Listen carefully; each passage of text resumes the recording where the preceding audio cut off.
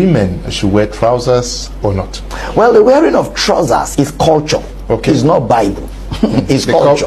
Should every woman cover their hair in church? If you read that scripture in Corinthians where Paul talked about covering of head, first of all these things are in the book of Corinthians, because the church in Corinth was a church of plenty problems. Okay. So when he says a woman should cover her head, first of all, if you read the pretext, see, in Bible teaching and Bible study, don't just pick a verse and run. A verse, once you remove it from its immediate environment, is dead. The life of a verse is within its environment. We have what we call pretext, post-text, to understand context.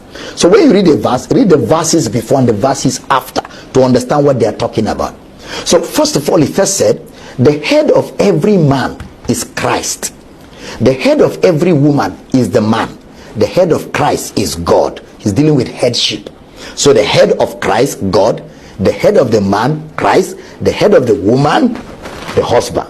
Then he now says, any woman praying without covering her head, her husband, she's living in rebellion, she's loud, she's disobedient to her husband, and she's praying, he says it's a shame to her. He says a woman should not prophesy in church when she has just fought with her husband, abuse him, because he's dealing with head, not hair. Covering of head, husband, not hair. Go and read it, you will see that's what he's talking about. And wearing of trousers is culture.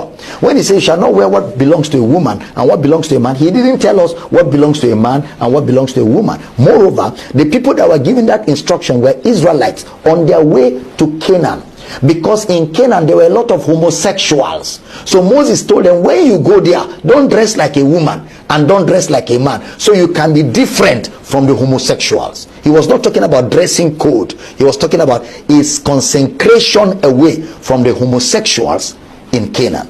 But if you want to talk about wearing trousers, what did Jesus wear when he was on earth? He wore a gown and a band on his waist like a woman, because dressing is culture. It depends on what your society accepts as the mode of dressing. In the Old Testament, the priests wore gown and tied their waist with a band like women in the Old Testament. Yeah, that's how they dressed. You know, and today there are societies you go to, a man wears a skirt and a shirt. They are like Scotland. There are places where you go to, their culture is you wear cap. Places like Puerto Rico, if I go there as a preacher, I wear my cap and preach, because my cap doesn't stop the presence of God. Okay, let's even go down to the roots. You are naked in the bathroom as a woman and you are bathing and you pray, God answers. You are naked in the bathroom as a man, you pray and God answers. So God is not bothered about what you wear, what you don't wear.